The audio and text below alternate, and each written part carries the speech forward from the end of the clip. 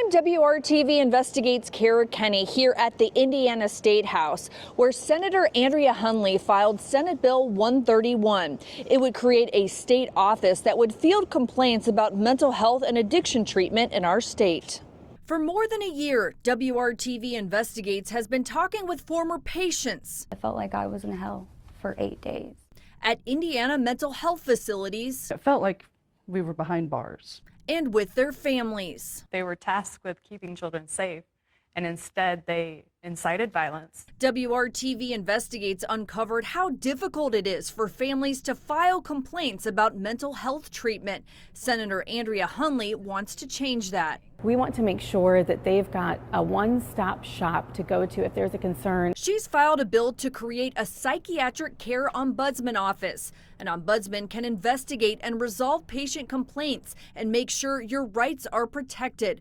We already have them for child services, prisons, and nursing homes. We know that they're getting about 5,500 calls a year. From June 2022 to June 2025, Indiana had no mental health ombudsman. Following our reporting, FSSA signed a contract with Intacare to handle ombudsman duties. It took effect July 1st. What is problematic about the current arrangement?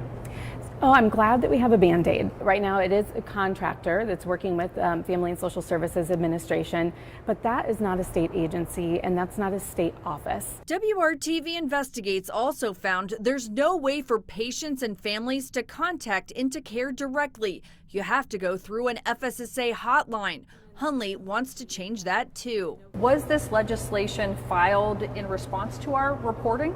This legislation was absolutely filed in response to the incredible collection of investigative reporting that's been happening right here in Indianapolis, including from you all.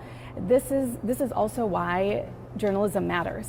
The bill would require the office to submit yearly reports to state agencies. It would also establish criminal penalties for anyone who intentionally prevents the work of the office or retaliates against someone who files a complaint or provides information to the ombudsman. We really need to make sure that as a state we're looking at this. WRTV Investigates has been fighting for more than a year to obtain inspection reports for mental health facilities.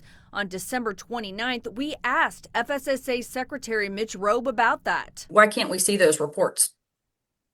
Kara, I'm sorry, this is the first I don't know that answer, right? It's the first I've heard of it. I'm happy to get back and find out for you why that is. The state won't give them to us. The fact that as news media, you all haven't been able to get them is concerning. Former patients we talked with say they want the process to be easier and more transparent, both in finding a facility and filing a complaint. This bill is assigned to the Health and Provider Services Committee. It is not yet scheduled for a hearing. Kara Kenny, WRTV.